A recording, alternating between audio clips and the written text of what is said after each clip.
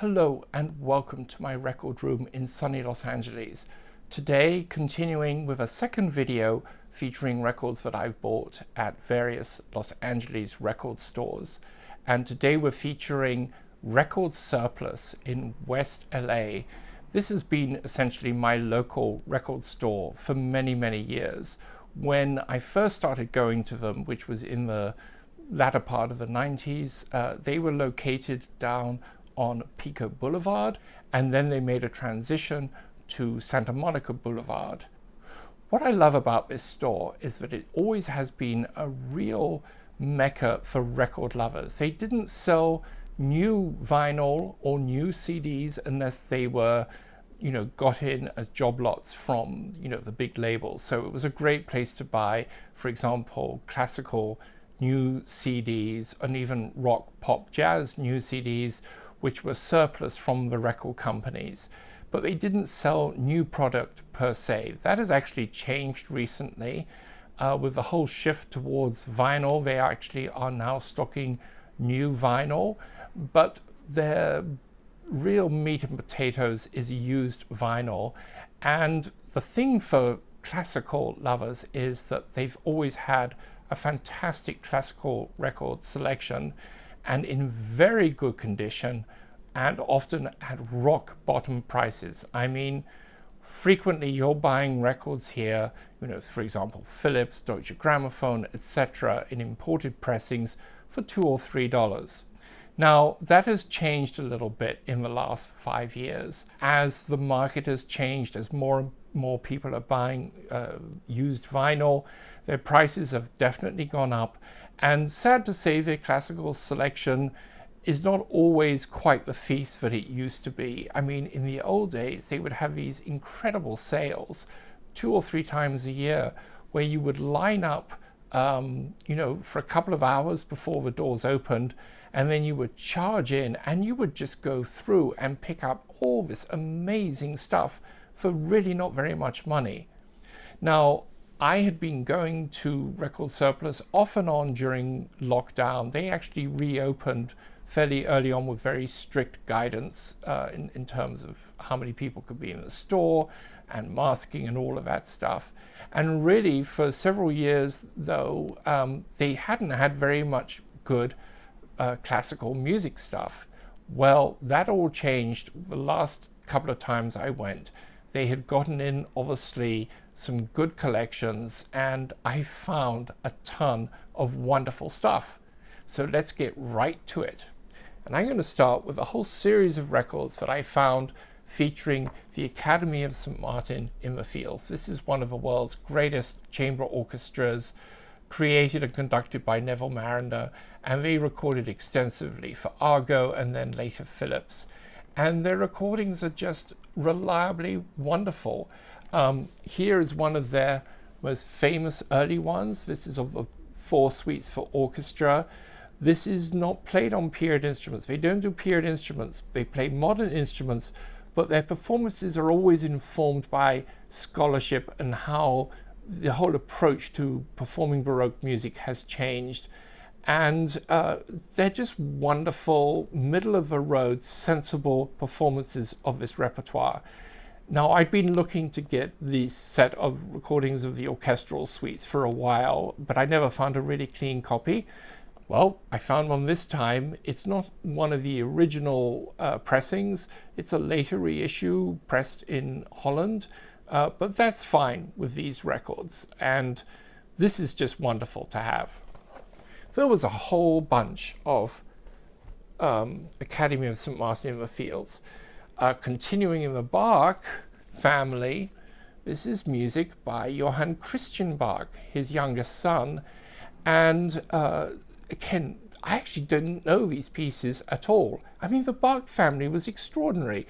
I mean, it wasn't just JS. I mean, he had cousins and relatives, etc., coming before him and then after him, and many of them were very, very fine musicians and fine composers. Now, the most celebrated son of J.S. Bach is CPE Bach, Carl Philipp Emanuel Bach, and in the last 20 years, we've really started to discover just what an amazing composer CPE was. someone who really ushered in the classical era, moving out of the Baroque era into the classical era. And more of his stuff is being recorded and performed, and it's really wonderful. But this brother is not so well known. I didn't know these pieces. And interestingly, Johann Christian studied more with his older brother CPE than he did with his father. And I was astonished to learn that actually, for example, he's one of the composers, if not the composer, who kind of invented the piano concerto. Anyway, this is just a lovely selection of music I never otherwise would have discovered necessarily. We've got Simon Preston playing the harpsichord. Simon Preston, a great keyboard player, organist. He was director of the choir of Christ Church Cathedral in Oxford for many years. He actually was on the faculty at Oxford when I was there. I hardly ever saw him because he was always performing and recording with the Academy of Ancient Music.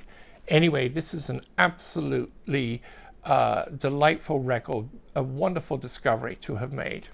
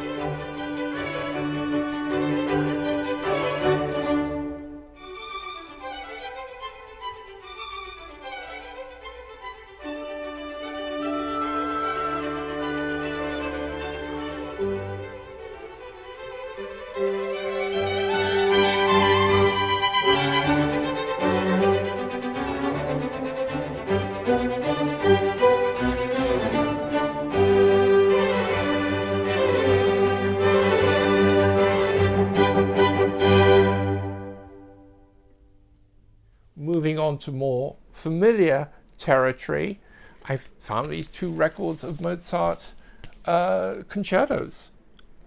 Here we go, the clarinet concerto and bassoon concerto. We've got the great Jack Brymer playing the clarinet concerto, Pierre Monteur's son Claude Monteur playing the flute on this. I mean, this is just, you know, absolutely standard repertoire, but done with such taste and beautifully recorded as always. Joining that, we have another one. We have flute concerto, again with Claude Monteur, and the oboe concerto with Neil Black, one of the great oboists in London at this period.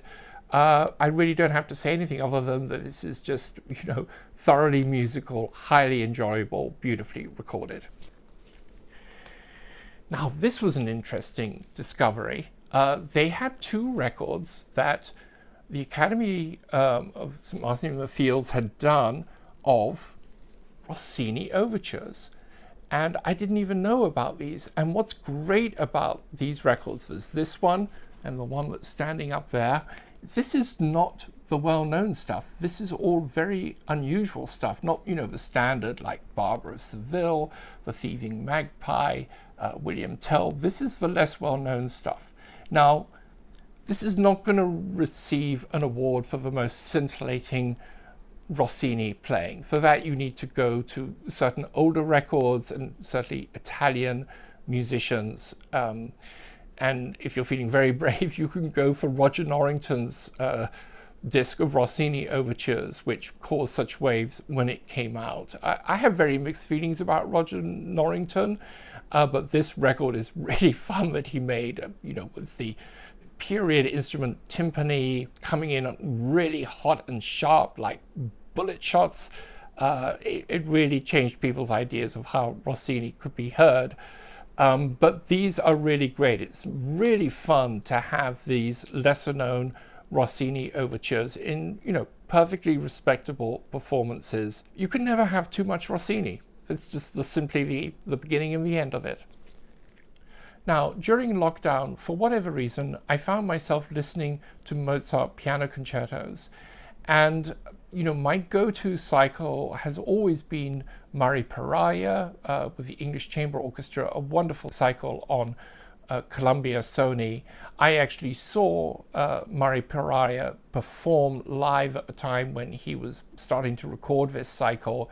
I heard him at the State Maltings, which is at the Albury Festival, Benjamin Britten's festival, and it was an extraordinary concert. I mean, you felt like there was no barrier between you and the music. You actually felt like the music was coming straight down from Mozart to the pianist, to the orchestra. It was an absolutely extraordinary evening of music, and it completely changed my feeling about the Mozart piano concertos, which I hadn't really been into. Anyway, during lockdown, I was listening to Mari Pariah's cycle. I was also listening to the very famous cycle on Deutsche Grammophon done by Geza Ander. But then I think what happened was there was a feature on one of the piano concertos done on BBC Radio 3's Building a Library, part of their show, Record Review. And they featured this pianist, Alfred Brendel, and his cycle with Neville Marriner in the Academy of St. Martin in the Fields. And I wasn't really familiar with this cycle, and I absolutely loved it. And I got hold of this bargain box of the complete cycle. I mean, it cost me about $30. This is a really great reissue. It's done by Decca Eloquence. This is basically Decca has licensed their recordings out to a company in Australia, Eloquence, and Eloquence has been doing these amazing box sets and single disc reissues of incredible recordings from the Decca, Argo, etc. catalogs. And I worked my way through this, and I absolutely love this cycle. I think it benefits from the fact that you have a separate conductor to the pianist. The cycles by Mari Pariah and Geza Ander, the soloist is conducting. I think there's a certain advantage to having a separate conductor, and the sound on this is gorgeous, and this is just music that is tailor-made for Alfred Brendel, and this has actually now become my go-to cycle. When I was in Record Surplus, I happened to come across a bunch of the original records of that cycle, and I just snapped them up because how nice to have these actually on vinyl. It's not all of them by any means, but we've got this one, this one. These are mostly analog recordings. This one is digital, but actually Philips did digital pretty well in those early days. Here we go again. The ever photogenic Mr. Brendel. I'm slightly kidding. He has a slightly neurotic look to him. He's an absolutely brilliant pianist. I heard him live when I was about 14 or 15. Incredible performance. And it's just really nice to have those records. It's a great cycle, and I recommend picking it up either on CD, that complete box set, or just if you find the individual records, go for it. I mean, they're not very expensive. I mean, I think these were about $4 or $5 a piece, which is nothing. Moving on to some other finds I made at Record Surplus over the last 3 months. More Philips. This one I'd never seen before. This is of a mixture of music performed by the Berlin Philharmonic Octet, and this is actually a Japanese import. We've got some unusual stuff here. We've got Mozart's Musical Joke, which is exactly what it sounds like. It's just kind of having fun with musical in-jokes. Some Rossini again. And then this piece I'd never even heard of, Franz Hasenöhrl, Till Eulenspiegel in Another Manner. Is basically a sort of parody of Richard Strauss's tone poem, Till Eulenspiegel's Merry Pranks. Now, here is a record which meant a lot to me because it's of recorder music.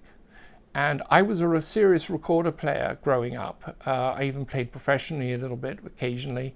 And this young artist, Michala Petri, she kind of put the recorder back on the map, or really put it on the map for the first time. She was this young, virtuoso, just incredible player.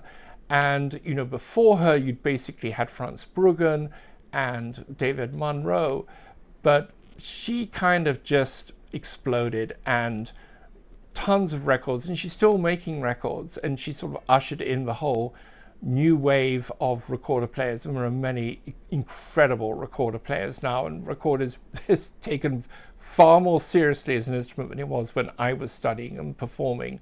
And this is some seminal repertoire for the solo recorder. It's actually recorder on its own. Telemann, who was one of the great Baroque composers and very prolific Baroque composers, he wrote a whole series of pieces for recorder solo, and this is her recording.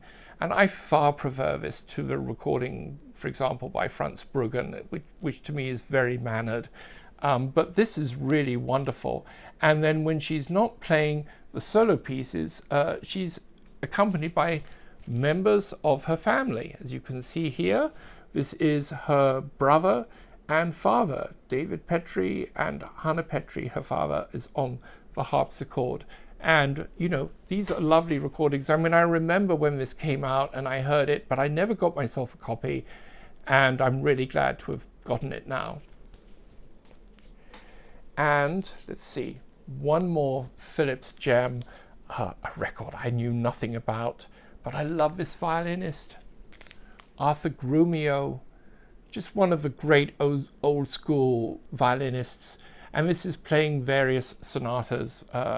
We've got Jean-Marie Leclerc, Veracini, then we've got Vivaldi and Nardini. So it's, you know, not quite so well-known repertoire, but it's Grumiaux. I mean, he's just, it's not, you know, pure instrument performance. It's more traditional approach, but I don't care. These are absolutely lovely performances, violin and piano, not harpsichord. And this is just lovely. You know, something that just was there in front of me, and I thought, oh yeah, I'll grab that. Wonderful stuff.